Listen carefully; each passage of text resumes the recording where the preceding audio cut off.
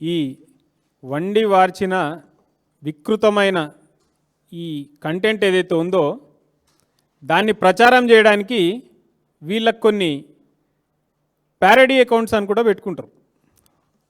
మీరు చూసుకుంటే ఈ పేర్లతోని ఈ ప్యారడీ అకౌంట్స్ అన్నీ కూడా ఎటువంటి సభ్యత, సంస్కారం, విచక్షణ, విజ్ఞత లేకుండా కేవలం వచ్చిన వాటిని ఎక్కడికక్కడ పోస్ట్ చేసుకుంటా సామాజిక మాధ్యమాల్లో దాన్ని విస్తృతంగా ప్రజల్లోకి తీసుకువెళ్ళి దాని ద్వారా ప్రతిపక్ష నాయకుల వ్యక్తిత్వ హననం చేయడానికి, ప్రజలలో వారి పట్ల అపనమ్మకం సృష్టించడానికి, బీఆర్ఎస్ పార్టీని దెబ్బతీయడానికి వాళ్ళు వాడుకునేవి.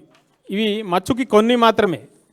ఇట్లా చూపించుకుంటూ పోతే ఇందాక మీకు ఈ 10,000 వాళ్ళ ఐడి చూపించినట్టు మళ్ళీ ఒక గ్రంథమే మీకు అందరికీ కూడా చూపించాల్సి వస్తుంది.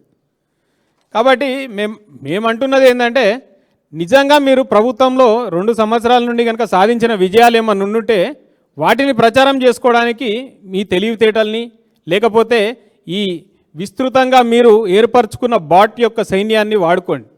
కానీ ఎంతసేపటికి నిజం లేనిది, ఎక్కడ సాక్ష్యం లేనిది, ఎవరు ధృవీకరించనిది పట్టుకొచ్చి ప్రజలలోకి ఇష్టానుసారం వదిలేస్తున్నారు. దాని ద్వారా ఏమవుతుందంటే చాలాసార్లు కొంతమంది అరే ఇది ఎక్కడి నుంచో కనుక ఇంతగానం చూస్తున్నాం కదా మనం, ఇది నిజమేనేమో అనుకునే ప్రమాదం కూడా ఉన్నది. అదే సినిమాలో చెప్తారు, కాలకేయుల ఆర్మీ మొత్తం అంతా ఒకటేసారి దండయాత్ర చేసినట్టు ఈ వేలాది బాట్ ఆర్మీల ద్వారా వీళ్ళు విష ప్రచారానికి తెరలేపుతున్నారు.